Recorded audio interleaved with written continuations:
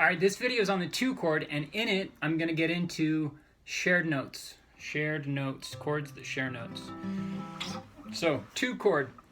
In the key of C, it's D minor. Here's what 2-1 sounds like. Fairly chill, totally works. Similar to 4-1 kind of. Not quite as powerful. A little more subtle. Right? Now, the 2 and 4 are similar, and in a lot of cases they're interchangeable in a song. Try it in some song you know. Slip it, take the 4 chord out. It's most likely a 4 chord. Replace it with a 2 chord. See if it works with whatever melody you're singing. It probably does. In most cases it will. Not all cases, but in most. Here's why.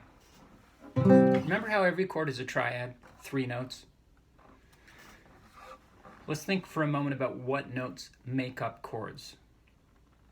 And we're going to think about it in relation to the notes of a key. Remember, 7 notes in a key, and they're easily identified if you play a scale, as in if you lay them out from lowest to highest and you just play them in succession. Let's do that with C. C is a 1. We'll just count up. 1, 2, 3, 4, 5, 6, 7, 1. And you know those notes are, C, and then whatever is after that. D, E, F, G, A, B, C again. Okay?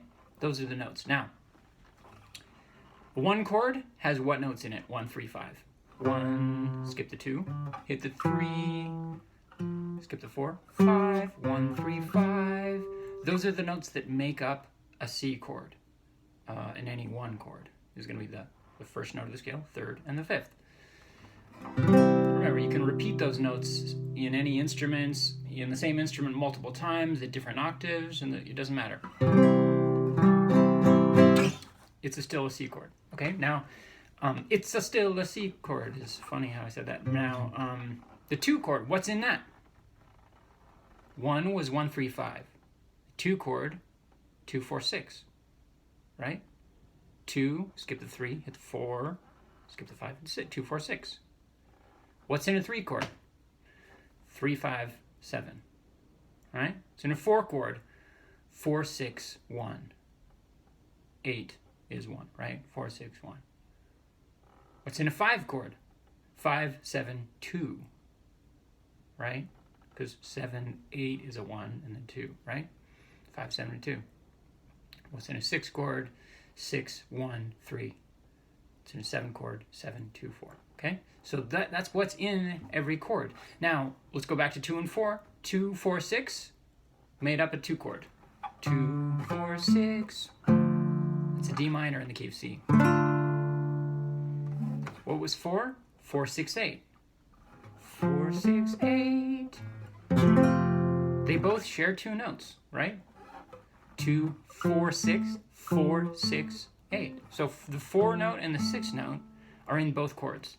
So 2/3 of each chord is the same. Is the same components. Okay? So that's why they're functionally similar and often interchangeable.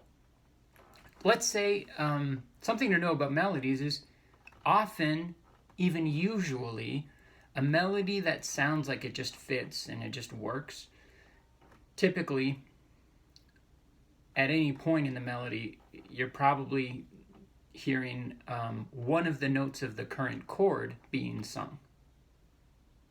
Okay, so say a song there's a 4 chord happening.